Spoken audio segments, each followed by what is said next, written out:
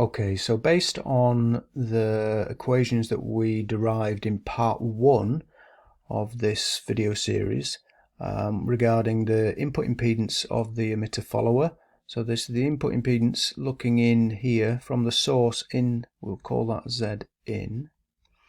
We also derived the output impedance of the circuit, so that is the impedance that the load sees, so we'll call that Z out. So this is from this point onwards, and this is from actually this point onwards, neglecting these AC bypass capacitors. So let's just have a recap of what those were. So for Z in, we saw that it was this RB biasing resistor in parallel with Z in base. So Z in base is Z in looking into the transistor itself, and we saw that Z in base is equal to 1 plus beta little re plus this parallel combination of RE and RL. In the previous video I called that RP.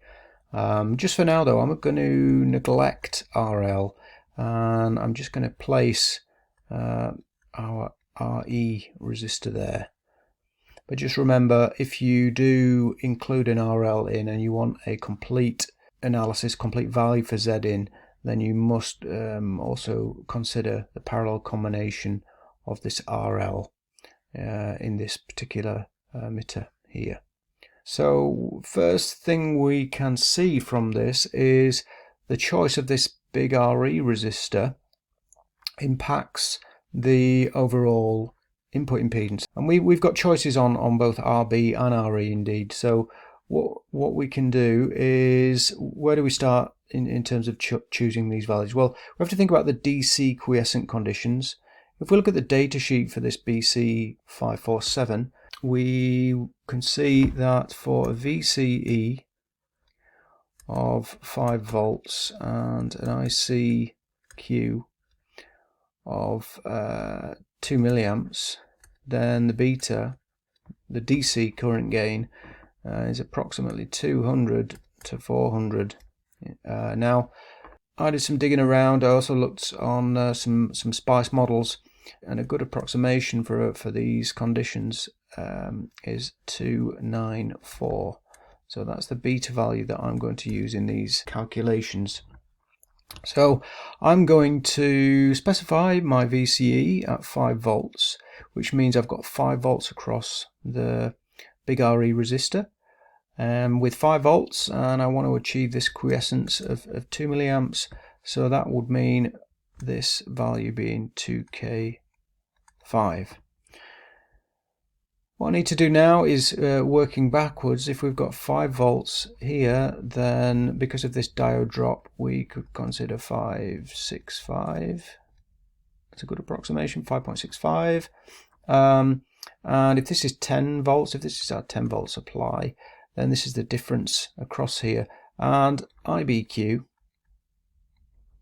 we know that IEQ is 1 plus beta IBQ. So if I know that this is 2 milliamps, I can, working backwards, I can get a value for IBQ, and knowing the voltage across our RB resistor, then I can choose an RB. So that is the voltage drop across RB divided by our IBQ value, gives us this value here. Obviously, you choose preferred values, but just for now, I'm just going to keep things theoretical, if you like. So what can we do now? So we know our IBQ is 2 milliamps. We know our value of RE, big RE. We know beta to be 294. So we can calculate this Z in B value, and then we can do an overall calculation for our Z in. So it's divided by 2 milliamps, 13 ohms.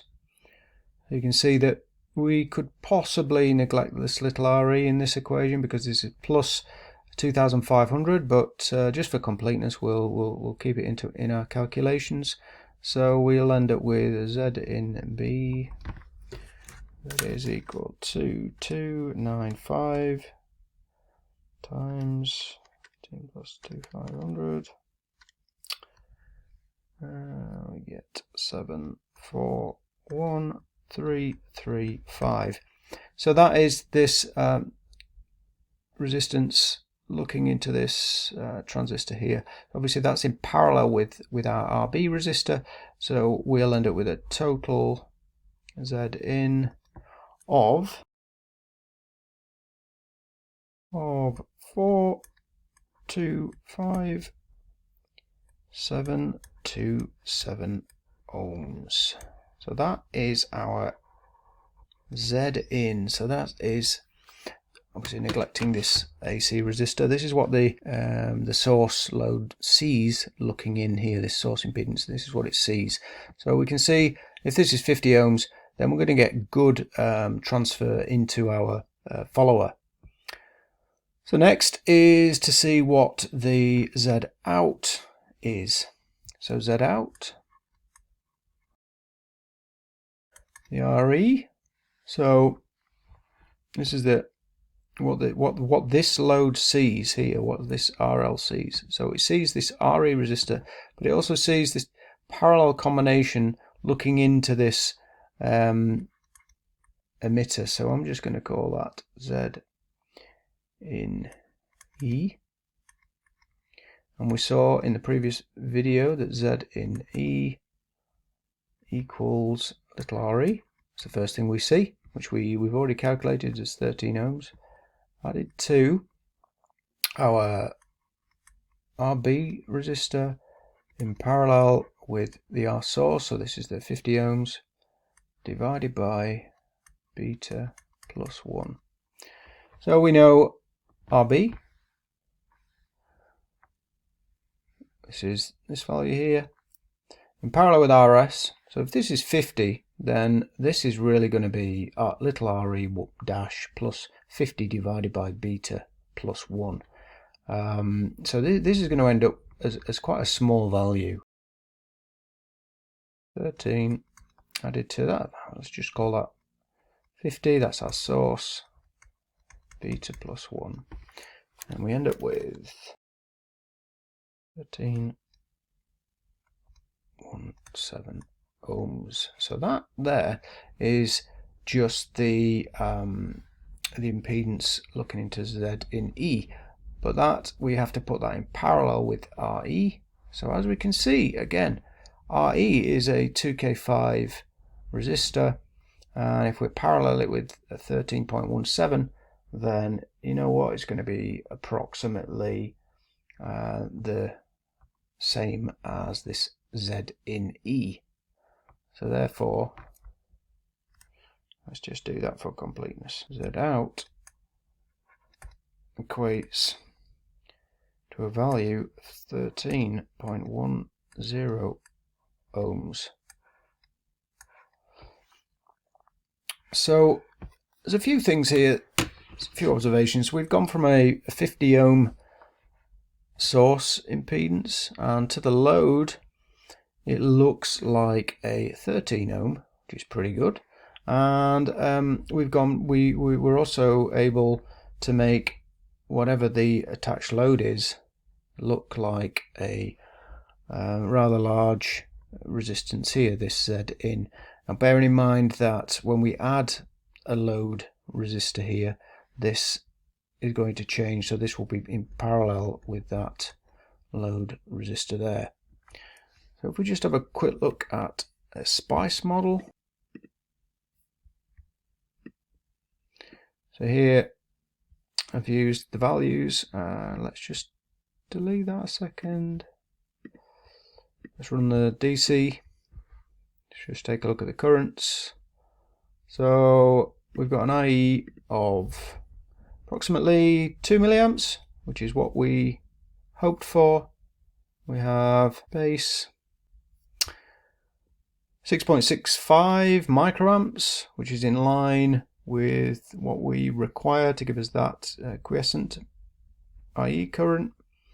And if we look here, we've got 5 volts across our RE resistor, so we're going to need this AC coupling cap.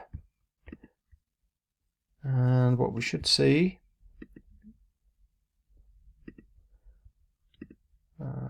20 millivolts peak going in.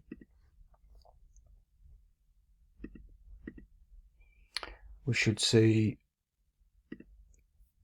20 millivolts peak to peak coming out. So that's the voltage gain of approximately 1.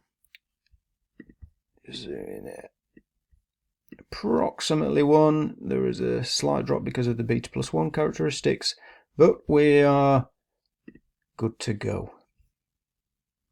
I hope you found that helpful.